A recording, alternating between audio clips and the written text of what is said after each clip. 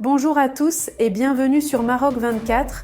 Assurez-vous de vous inscrire et d'activer les notifications pour rester informé de toutes nos nouvelles vidéos. En ce 27 avril 2024, nous abordons une initiative franco-marocaine prometteuse annoncée par le ministre français de l'économie, Bruno Le Maire. D'après Reuters, la France envisage de soutenir financièrement la construction d'un câble électrique de 3 gigawatts reliant Casablanca à Dakhla, au Sahara marocain.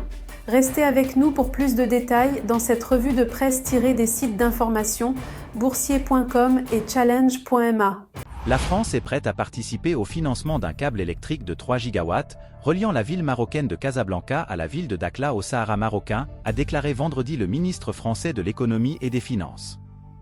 Bruno Le Maire a annoncé lors d'un forum d'affaires franco-marocain à Rabat que la France était prête à participer au financement du projet d'infrastructure.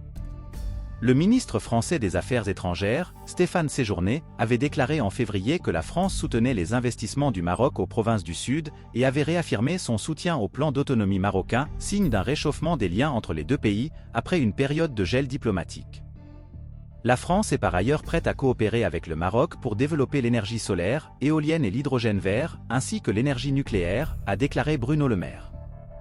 Comme tous les présidents avant lui, Emmanuel Macron ne sous-estime guère la diplomatie des grands contrats, qui soutient en grande partie le commerce extérieur français. La RATP, la SNCF, Dassault Aviation, Safran, Alstom, EDF, sont des milliards qui tombent dans l'escarcelle de l'industrie française.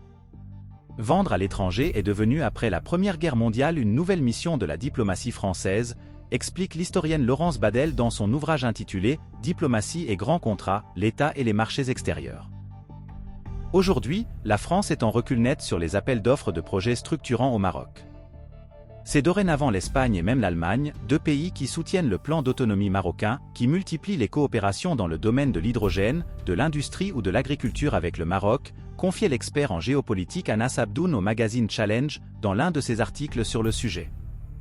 En chiffres, Madrid a signé une vingtaine d'accords de coopération, tandis que Berlin a augmenté ses exportations vers le Maroc, de près de 30% en 2022.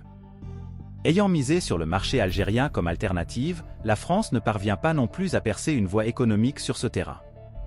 Tous les appels d'offres concernant le BTP ou les investissements dans les infrastructures sont confiés à des entreprises turques ou chinoises, tandis que sur le volet énergétique, Eni reste l'entreprise étrangère majeure en Algérie et l'Italie son principal partenaire européen, ajoutait Anas Abdoun.